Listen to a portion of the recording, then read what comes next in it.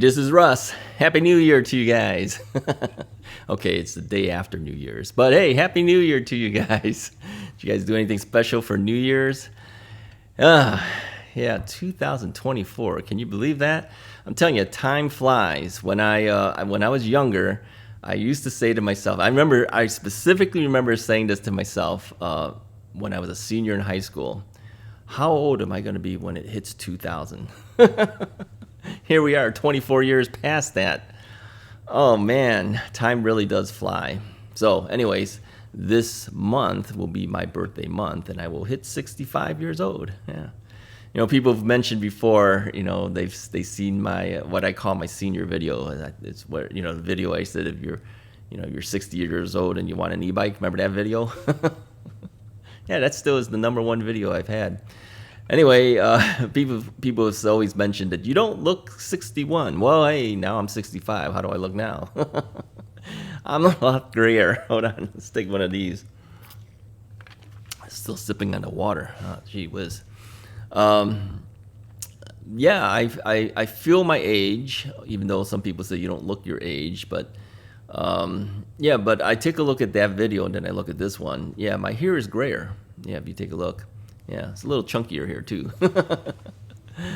Yeah, you can usually tell when I gain weight. So yeah, I'm still working on the weight loss, trying to bring that thing down. So anyway, for this new year, what do we expect to see this new year? Well, we already know there's going to be new bikes coming in eventually. Companies will continue to be offering things, and I'll make some decisions whether I will take those bikes on or not take those bikes on. As I mentioned before in the past, you know, there's a lot of e-bike companies out there, and they all want, you know, a little bit of exposure, but many of them kind of look the same. Yeah, I think they just buy them from the same companies and slap their name on it. No, I'm looking for unique bikes, something that's unique. So even if I have some bikes that, you know, if they discontinue the bike, if I like the bike, I might just still keep them, you know, because they're still fun to ride and the like. But yeah, I'd like to see a little more variety this year. I know that there are moped style bikes that are out. I only had the one, which was from Mi-Bike. Yeah, I had the Mi-Bike bike, and I didn't take any more after that because I didn't feel like I had decent leg extension on that type of bike. But then I kind of realized now too that there are some people who watch the Russ is Right videos who prefer that type of bike. And if I don't review them, then of course, then you don't get to see them. So I may or may not take a couple of the moped style bikes if they're offered to me. But I think at that point I would mention that, you know, this is not the style that I typically prefer, but I'm reviewing it based on what its intent is for. Now the thing is on those kind of bikes, since I probably wouldn't be riding them past the review, I think I would probably ride them maybe once or twice and then turn around and immediately sell them off.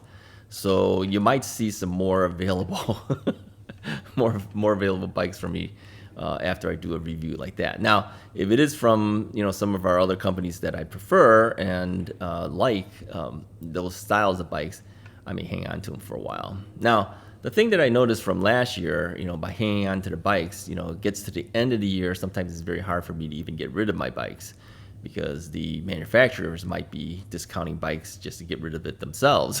So now mine would be considered used. It'd have to be even lower than that. So you take a bigger hit if you wait too long to sell off something. This is true for anything. It's not just for bikes. It's for anything that you buy. You know, if you wait too long and companies discontinue a product, you'll have a harder time, you know, selling off those products yourself. So I may end up moving bikes out faster this coming year than I may have in the past. Plus, I've realized too, you know, we only have so much space in the house, and I can't eat up every square inch of the house with a bike. So, but yeah, the entire living room is covered with bikes. That shouldn't be the case, but it has turned into that. So I made my best effort last year to get rid of a number of bikes before the end of the year, and I don't know how many bikes. I think we had something like 28 bikes total now, something like that, 26 or 28, something like that. And we're down to 13 now. So, and I would like to probably move out another 2 or 3. So yeah, I think if I can just keep in the house anywhere from 10 to 15 bikes max at any given point, we would still eat up the entire living room and the garage, and one of my other rooms. But anything more than that is too much at this point. People have asked me about the trikes. What are we going to do about trikes for this year? Well, I don't know about that. You know, the whole thing with the trikes, it eats up more space than a bike. And I know for a fact that I would not be riding the trikes. I'm just not a trike person. I might take one in to review it or something, but then, yeah, I don't think I can keep it. Yeah, I think physically it takes up the space of at least what 2 bikes would take. Because, you know, with the 2 wheels on the back, kind of sticks out further and wider. So, and then you need space so that your next bike going next to it needs space so it doesn't run into it. It takes up more space, yeah. And space is kind of a premium at this point for us. So, I mean, if trikes was the first thing I ever took and I didn't take anything else, I could take trikes all day long, and then we wouldn't have any space for bikes. But my preference is to ride a 2-wheel bike, right? Not a trike. So if we do the reviews, it would be very, very quick. I would do the review, maybe ride it once after that, and then I'd probably sell it. So let me know if you want me to do that. All right. I mean, if you're in the Chicago area, you can pick up those trikes, you know, because I will put them up for sale. If you're in the Chicago area and you're interested in trikes, let me know, because I don't want to take on a trike and then be stuck with it and can't get rid of it either. So that would be bad. So, and again, people have asked me, why don't you sell them? Oh, I can't repack them. Yeah, you'd have to pick them up. I can't ship them across the country because first off, they'd be expensive to ship. Secondly, I'd have to disassemble everything I assembled, stick it back in the box, and then ship it. It's just a little too much. So, yeah, I think you have to look for local YouTubers if you're looking for a trike to buy from a YouTuber, okay? Because I think they're all going to pretty much do the same thing. They're probably not going to want to ship it. So, still drinking this stuff. So anyway, what else is going to be new for this coming year? Well, I would like to see us go to different places this year that we hadn't gone last year. Last year, we did the bike to drive thing. We did downtown Chicago. We went to Door County as well, Wisconsin, and we rode up there. So I don't know where else there would be interesting to go, but yeah, I'd like to at least maybe do one more outer trip where we can get out of this general area.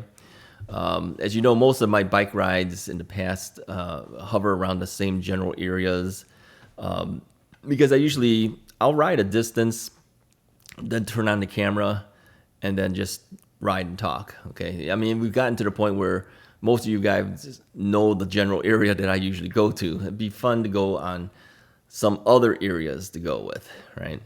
Now, my preference still is riding on the street over riding on a bike path.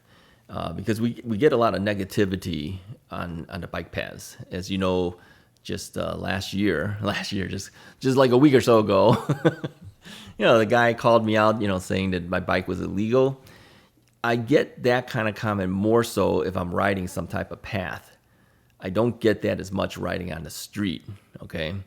This is one of the reasons why I prefer to ride on the street too, because I'm not going to hear that as much from people. Let's talk about that. Let's talk about how we get negativity sent to us. Maybe it's a terrible thing to start out the year with, but since it's in my brain, let's talk about it, okay? If you ride on a bike path and you're on an e-bike, and especially if you're on a 26 by 4 inch fat tire e-bike, you're probably going to run into somebody who's going to say something to you. Yeah, I really don't like it. It's really undeserved, for the guy to say it was illegal. Come on, if it's illegal, why do we even have like an e-bike store in our general area? Why is that? Okay, is he selling a bunch of illegal products? No, he's not. It's the ignorance that happens from people who don't understand the laws for e-bikes. And others have told me it's because of the jealousy that they have for our e-bikes. I'm beginning to think that might actually be the case. Yeah, there might be a certain amount of jealousy there. Now, if you're on the bike paths, most of these bike paths will not allow you to go faster than anywhere between, say, 12 and 15 miles per hour, okay? So, as you know, I like to ride faster, and I ride a lot faster on the streets, but I don't tend to do that on the bike path. Although some people have said, hey, you do, and I don't. I actively try to stay under 18 miles an hour. Yeah, and then if it's a bike path that's 15, I'll probably hover between 15 and 18. So yeah, you're breaking the law. Yeah, tell me you haven't when you've driven the car, all right? So it's 35 miles an hour. You haven't gone 36, 37, or 38 accidentally? Come on, it happens, all right? You shouldn't be mentioning stuff like this to people, right? So, yeah, so that's why I kind of feel it is a certain amount of jealousy that happens because they see you riding this expensive bike. They don't have one. They're going to say something. That's my feeling. I think that's a good chunk of why comments happen. They may comment because they think it's a safety issue. Really? Have you seen how fast some of the regular bike riders ride? They ride faster than us. I've been passed up by a number of people on non-electric bikes while I'm on the bike path. Yeah, they'll just zoom right past me. I don't know if they do that because they want to prove that, hey, I can go just as fast as you, or whether they do it, because they do it. I think they do it because they do it. And here's why I think so. Is because these are usually the guys that have all the spandex on. We would call them the spandex group, right? They ride fast. They do their best to go as fast as they can. Yeah, that's how I feel. They don't put all that stuff, aerodynamics type of clothing on so that they can ride 9 miles an hour. Come on, be realistic. They're trying to go quick, okay? They're trying to cut down that wind resistance. That's why they wear all that stuff. So take a look at the average e-biker. Do they wear all that stuff? No. First off, we don't have to. Our motors will take us faster than that. But they do, and that's why I keep thinking we get comments sent to our direction that really is not right. Yeah. So anyways, if you have a comment about this, put a comment in the comments below. Tell me what you think about this whole thing where people make comments to you that are undeserved. Now, I mean, if you're going to be breaking the law and you're doing 25 miles an hour on the bike path, then you deserve to be yelled at. Okay, I would agree with those people then. But if you stay within the law and you still get commented on, what do you think about that? Okay. Anyways, that's about all I have for you today. It's enough to keep you going. Hey, if you like this video, hit the like button, hit the subscribe button if you haven't already done so. We're going to try to make it a decent year this year after all this negativity we just talked about. I'll talk to you guys next time.